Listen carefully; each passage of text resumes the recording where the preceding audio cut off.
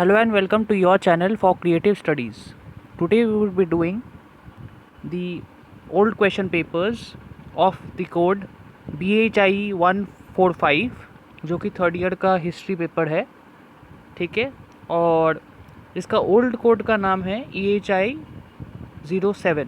BHIE 145 का है EHI 07, ठीक है। Modern Europe from 18th century to mid 20th century. हम लोग इसका 5 सेशंस का एटलीस्ट हम लोग पेपर देखेंगे इस वीडियो में। और पहले तो मैं बता देता हूँ कि ये 3 आवर्स का क्वेश्चन पेपर है, जहाँ मैक्सिमम मार्क्स आपका 100 मार्क्स का है, और ये इंग्लिश वर्जन है, ठीक है। अभिषेक सर ने ऑलरेडी हिंदी वर्जन अपलोड कर दिया है, ठीक है। तो यहाँ पर क्या है, पहले तो आपको एक चीज़ बता देता हूँ फॉर फर्स्ट हैंड इन्फॉर्मेशन। आप अपना असाइनमेंट्स को ज़रूर देख लीजिएगा, क्योंकि वो आपका एक सैम्पल पेपर खुद ही एक है, ठीक है। उसके बाद से हम लोग प्रीवियस ईयर क्वेश्चंस भी देखेंगे, और ये क्वेश्चंस बहुत इंपॉर्टेंट है आपके एग्जामिनेशन पॉइंट ऑफ व्यू के लिए।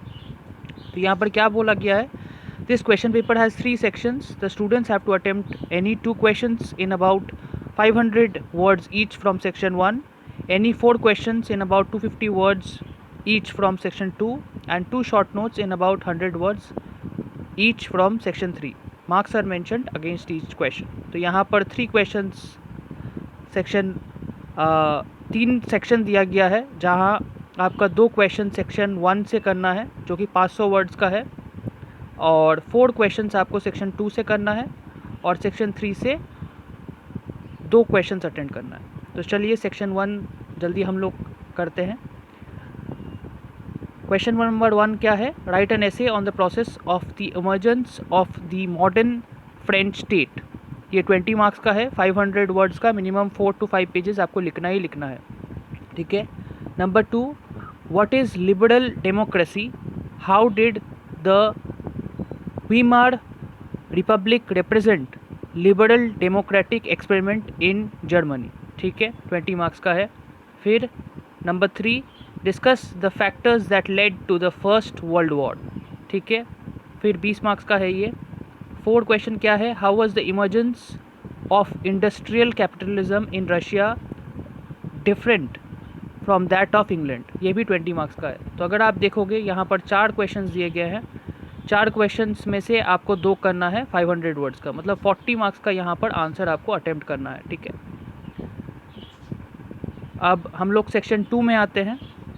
Discuss the manner in which Napoleon 3 established a popular authoritarian regime in France, 12 marks का क्वेश्चन है ये।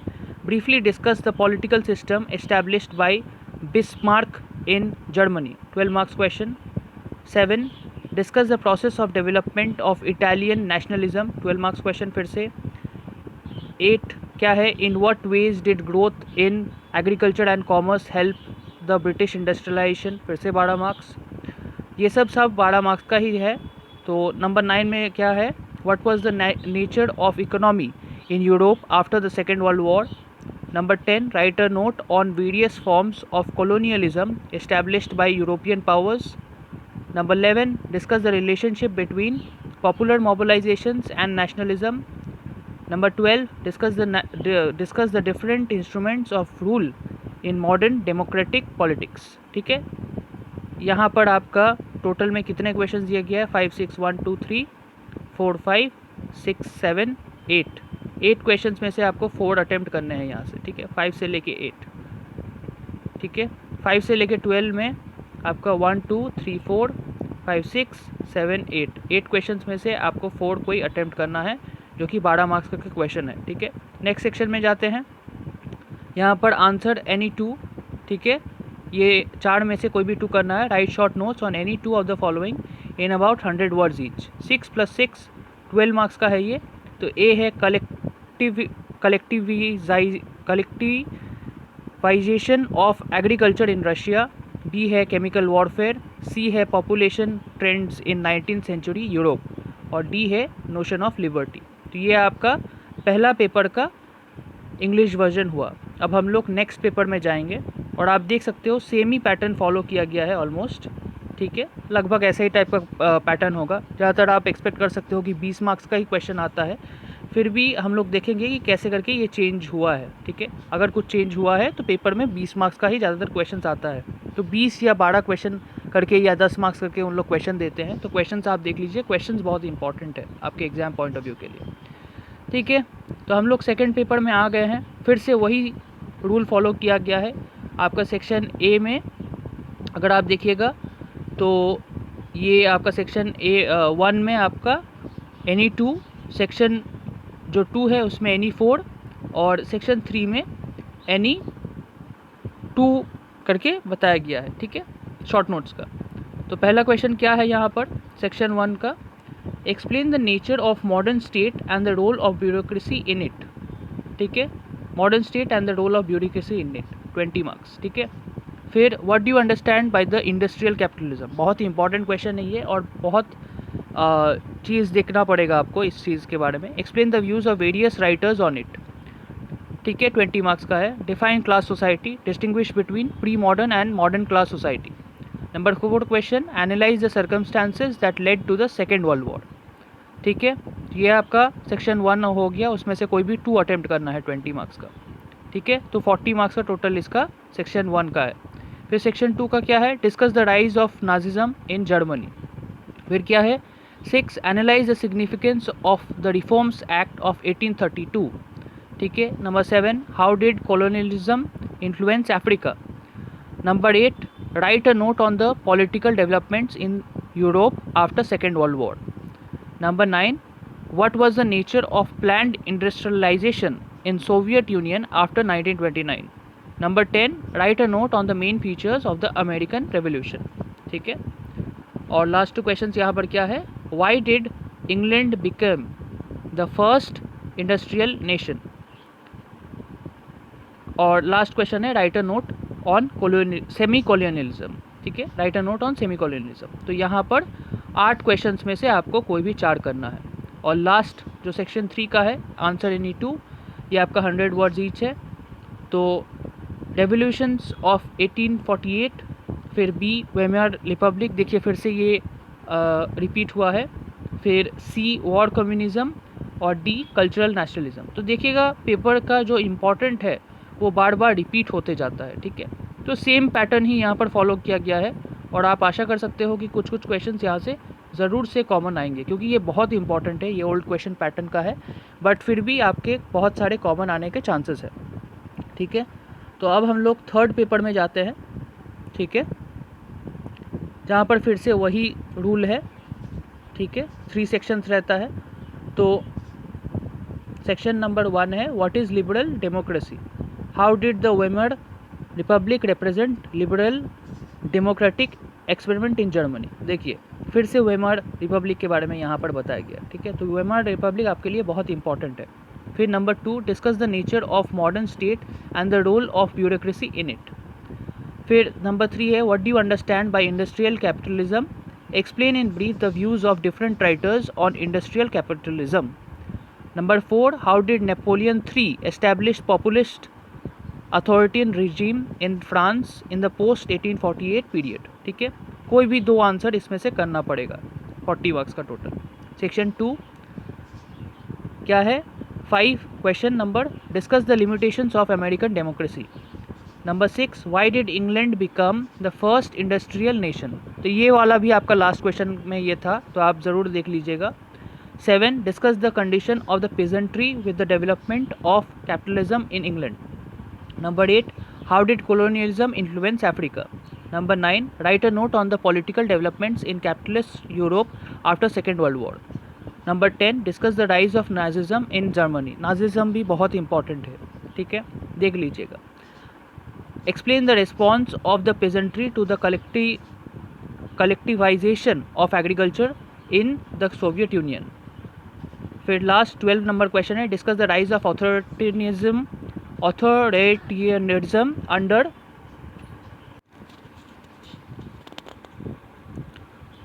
तो क्वेश्चन नंबर 11 है, explain the response of peasantry to the collectivization of agriculture in the Soviet Union, ठीक है। और last है, discuss the role of authoritarianism under Bismarck, ठीक है। तो ये वाला भी आप देख लीजिएगा, बिस्मार्क के ऊपर में भी बहुत इंपॉर्टेंट है ये वाला।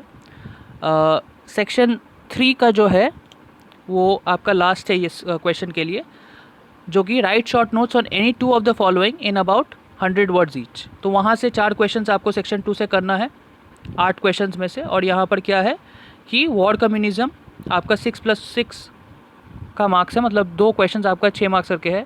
ए वॉर कम्युनिज्म, फिर B doctrine of free trade, फिर सी केमिकल वॉरफेयर और डी चार्टिस्ट मूवमेंट। तो ये था आपका पेपर नंबर 3। ठीक है, आप देख सकते हैं क्वेश्चंस कैसे कॉमन आता है। अब हम लोग जाते हैं 4th क्वेश्चन में, और बहुत सारे क्वेश्चंस कॉमन आते हैं, ये तो आप देख के ही समझ पा रहे हैं। ठीक है, और ये वाला आपका 4th पेपर है। अगर आप देखिएगा फिर से वही सेम पैटर्न है, 2 क्वेश्चन सेक्शन 1 से, फिर 4 क्वेश्चंस आपका सेक्शन 2 से, और कितने वर्ड्स का है, 250 वर्ड्स का है 4 क्वेश्चंस, और सेक्शन 1 का जो है 500 वर्ड्स का है, और 100 वर्ड्स का सेक्शन 3 का है। सेम चीज़ फॉलो किया जा रहा है। ठीक है, तो सेक्शन 1 क्या है, नंबर 1 डिफाइन कॉलोनियलिज्म। कॉलोनियलिज्म क्या है इसके बारे में आपको बताना पड़ेगा। Discuss the various stages of colonialism, ये बहुत इंपॉर्टेंट क्वेश्चन है, देख लीजिएगा, 20 मार्क्स का है। Write an essay on the process of emergence of the modern French state, 20 marks का है। फिर 3 analyse the circumstances that led to the second world war, 20 marks का है। फिर 4 define class society, distinguish between pre modern and the modern class societies, ये भी देख लीजिएगा आप। अब ये 4 क्वेश्चन में से फिर से 2 क्वेश्चन आपको अटेम्प्ट करना है। Section 2 discuss the nature of industrial capitalism as if developed in England. ठीक है, account for the factors that led to the growth of Italian nationalism. ठीक है, discuss the important features of American revolution, जो कि 7th number question है। 8 number question क्या है, right a note on the collectivization of agriculture in Soviet union. तो आप देखिएगा कलेक्टिवाइजेशन भी बार बार रिपीट होता है। ठीक है, यह आप ज़रूर से देख लीजिएगा।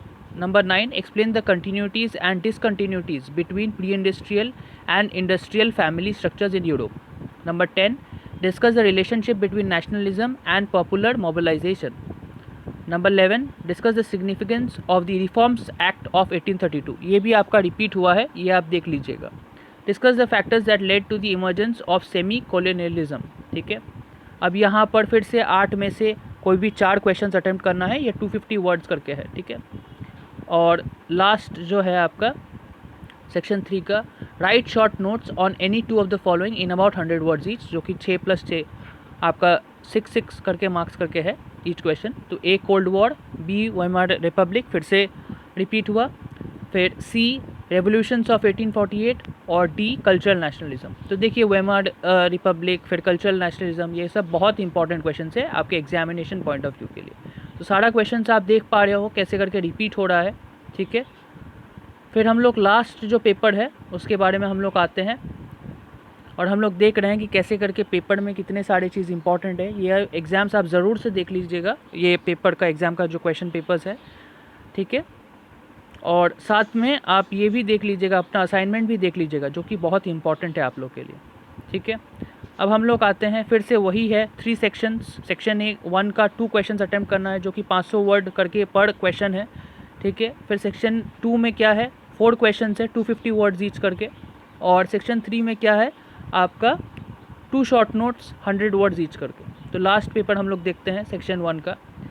Number 1 what are the main features of modern state and politics, explain the reference to Britain in the 18th and 19th centuries. ठीक है, number 2 define colonialism and imperialism. देखिए कॉलोनियलिज्म और इंपीरियलिज्म बहुत इंपॉर्टेंट है, ये आपका बहुत सारे कॉन्सेप्ट में आपका इंपॉर्टेंट होता है, तो आप ज़रूर से ये देख लीजिएगा ये definitions. Discuss the various stages of colonialism, देखिए कितना बार ये रिपीट हो रहा है हम लोग ये क्वेश्चन में। अगर आप ध्यानपूर्वक अगर देखिएगा तो आपको पता चलेगा कि ये क्वेश्चन फिर से रिपीट हुआ है।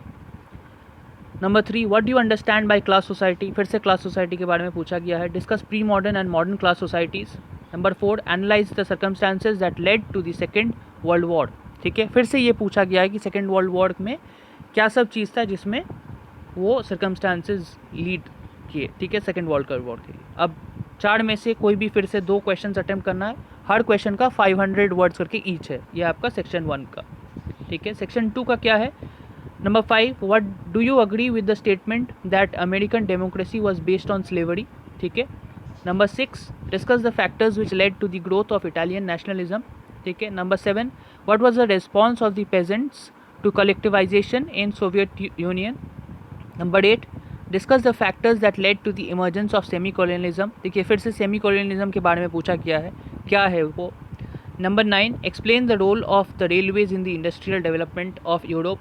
Number 10, what is liberal democracy? How did the Weimar Republic represents liberal democratic experiment in Germany? फिर से वेमार रिपब्लिक के बारे में पूछा गया, तो वेमार रिपब्लिक देख लीजिएगा. ठीक है.